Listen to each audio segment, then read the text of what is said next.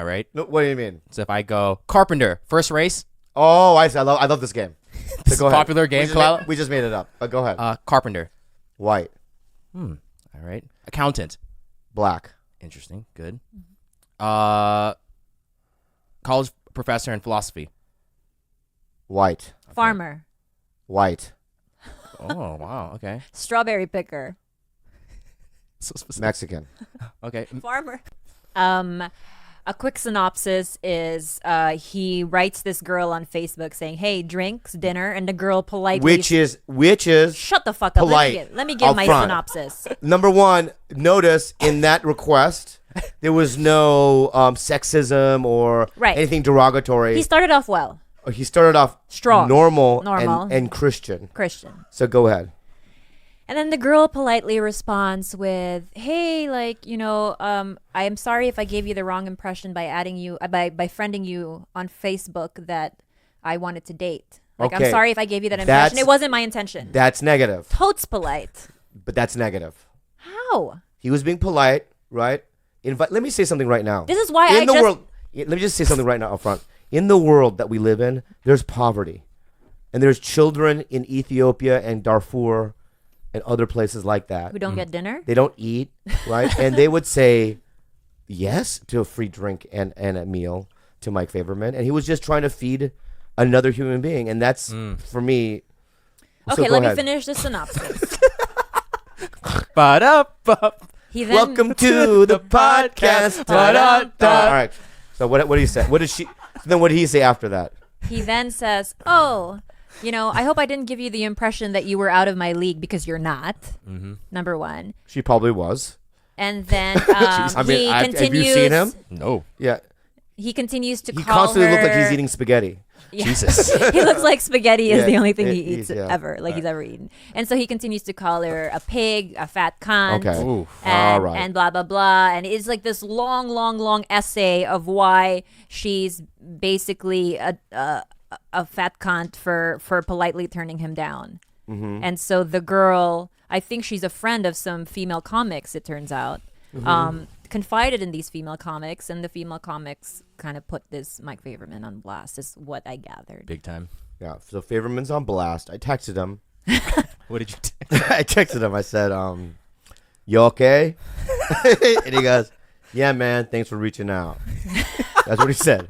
That was reaching out. He deleted his Twitter because he was getting a lot of Let me tell you about Mike Favorman, okay? Don't tell us about it. That's all we need to know about him. That right there, I'm going to say right now, is bullshit. Why? Because that's not who he is as a man. What he does in his privacy is exactly who he is. Yeah, but that's not private. That was on absolutely Facebook. Private. That's Facebook. That's a social media website. The way he hits on a woman and immediately gets that. Doesn't make him a bad, all around an evil person. Episodes always happen in my sleep.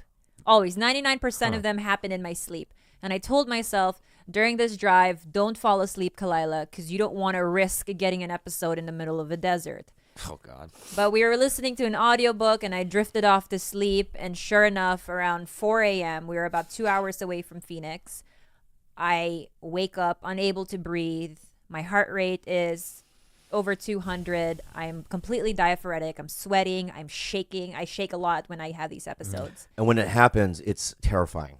It really, to me, because I just wake up and I'm like, it's I can't. My, and we're now we're in the middle of the desert. So she wakes up. We're in the middle of the desert. You react, and I'm like, we got to find a hospital, but we're in the fucking desert. Oh my God. There's a long stretch of nothing right before you enter Phoenix, maybe a good 2.5 hours out. Maybe so. Bobby goes into Google. He searches for hospitals. We find one. Hospital. In the middle of like Blythe, Arizona.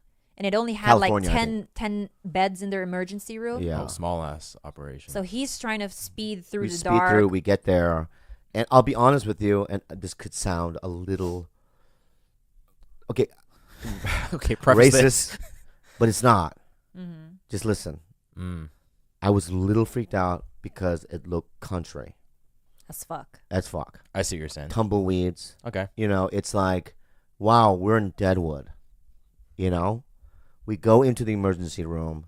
I go out to the car. They bring her in, and then I come in. She's on the bed. She has like little wires attached. What do you call them?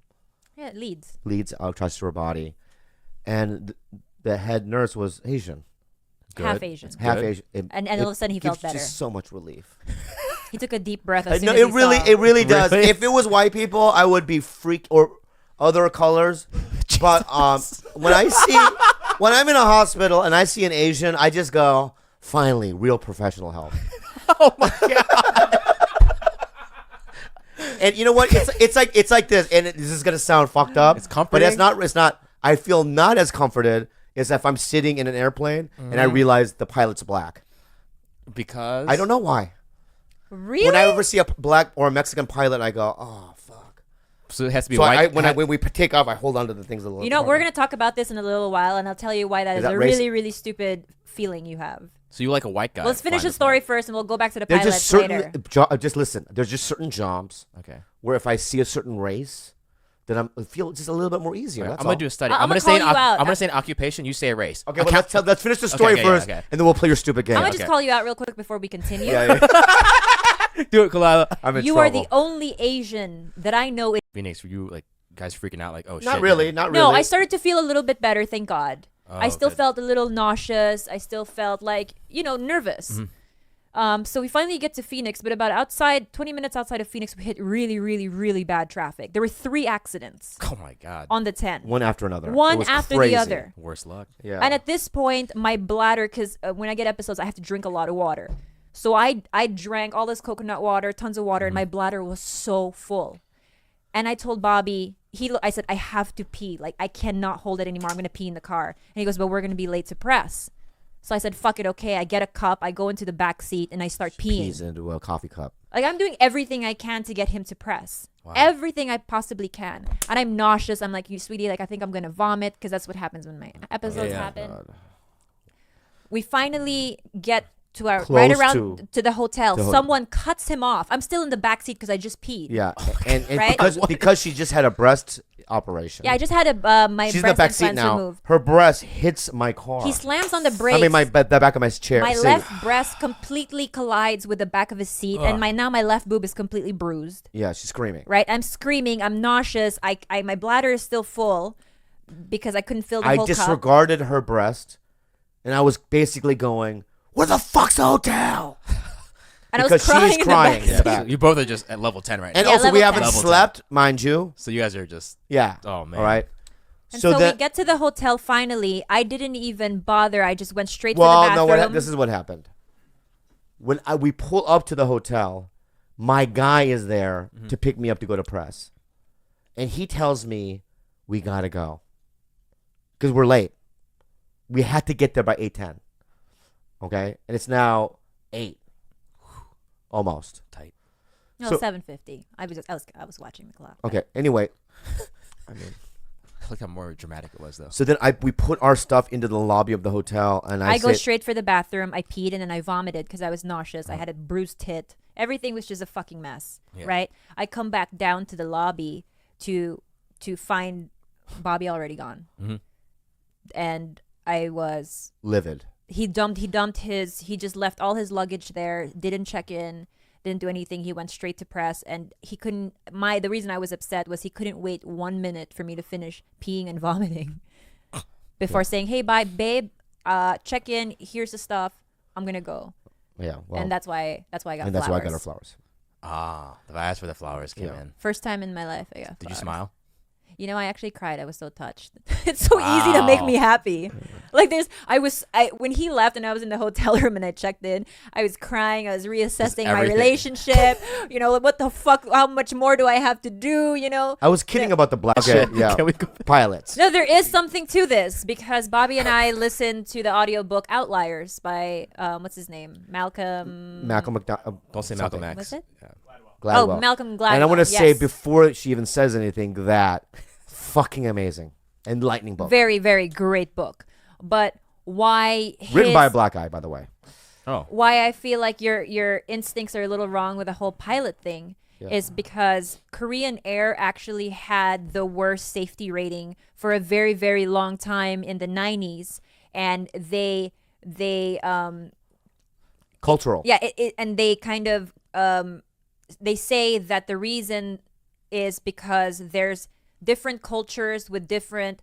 It's called PDI, which is power distance index, and in some cultures, insubordination is a really, really big issue, whereas others in other cultures like America, we're able to speak up even to our superiors and then tell them what we really think, right? Yeah. So these Korean Air had a lot of plane crashes in the 90s because no one could tell the captain, or no one could explicitly tell the captain what you're doing is wrong. In a state of an emergency, you need everyone in the cockpit, right, working as a team, right, and doing a variety of things. No one should be the leader, right? Their whole objective is to land safely, right? But in Korea Air's case, anybody underneath him, like I don't know, the captain, the first officer, or can say anything, or the radar guy. I don't know. There's a word for that. It's a flight engineer. So there's always the captain, the first officer, and then the flight engineer, right? Yeah. So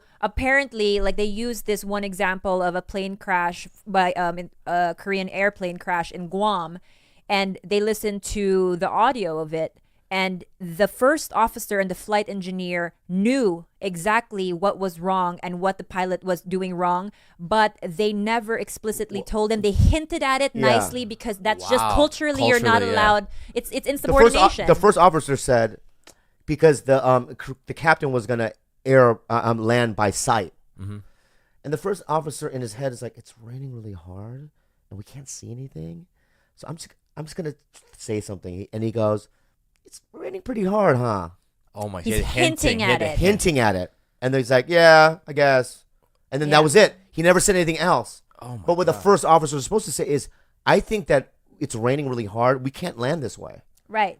And this is where, this is a dire situation. Like super so certain Asian countries, culturally. then they call this and the captain's backhand. There was an incident where a captain we were at the hospital to visit Bobby's dad, and his mom was changing the dad's G-tube, which was in his stomach, so she had to lift his hospital gown up. Okay. And what were your observations about your dad, baby? If you're gonna say that my dad has a bigger dick than me right now, you said that. I cannot even fucking believe that you would bring up my dad's sick and that you're saying that my dad has a bigger dick than me. No, I didn't. You said that.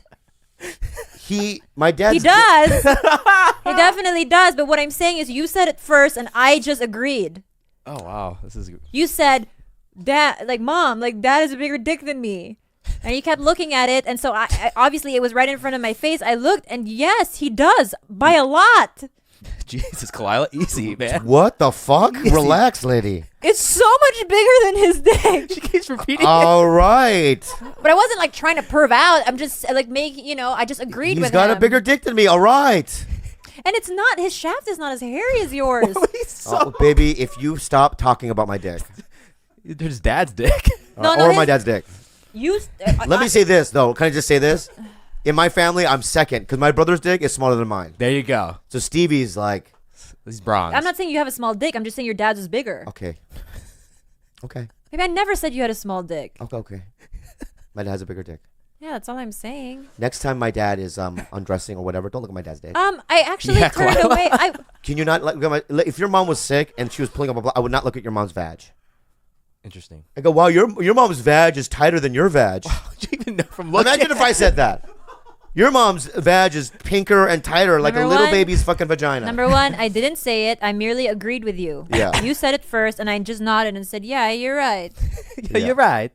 That's all I said. Yeah. Oh, man. Jesus, babe, you get so angry. I'm not angry. My dad has a bigger dick, and he's sick, and that's that. He's got bruises all over his body. It's like really hard to see him that way. It really is difficult to see somebody that you were so frightened of growing up. He was a guy that we just feared, and he is a shell of a man. He's old. He's extremely